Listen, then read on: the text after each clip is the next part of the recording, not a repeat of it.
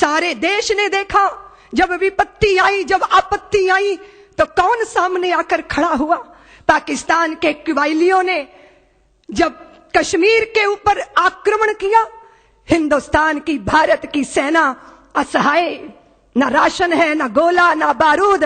तब राष्ट्रीय स्वयंसेवक संघ के प्रचारकों ने राशन पहुंचाना शुरू किया, गोला बारूद पहुंचाना शुरू किया, और उनकी वो उत्कट राष्ट्रभक्ति के कारण हम कश्मीर को बचा के रख सके। देश के पहले प्रधानमंत्री नेहरू जी को भी ये स्वीकारना पड़ा कि अगर राष्ट्रीय स्वयंसेवक संघ के स्वयं सेवकों ने अपनी सेवाएं मां भारती के चरणों में अर्पित ना की होती तो कश्मीर को बचाना मुश्किल हो गया होता। जब कभी विपत्ति आई, जब कभी आपदा आई, प्रचारक सामने दिखा।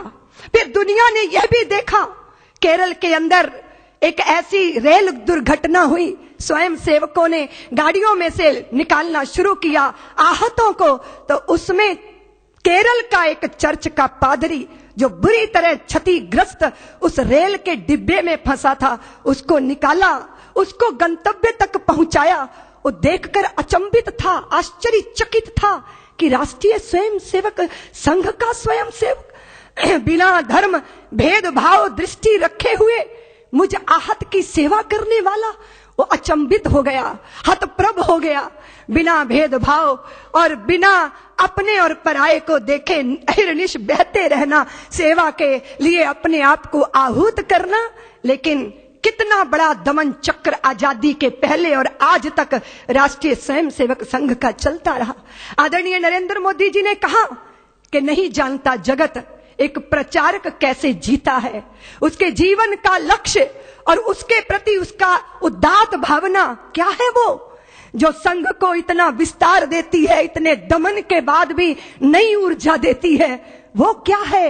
वो शस्त्र नहीं है, वो है वैचारिक धरातल।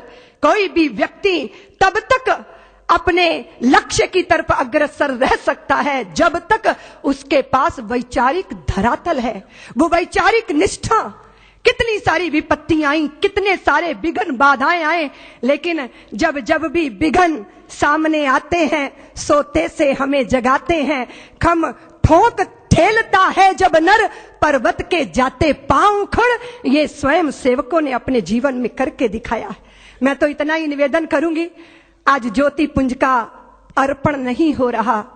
प्रचारक का जीवन, उसकी सादगी, उसकी सरलता, उसकी सच्चरित्रता, उसकी आभा से ज्योति पुंज के माध्यम से वो प्रकाश लोकार्पित हो रहा है जो सारे विश्व को प्रकाशित करेगा।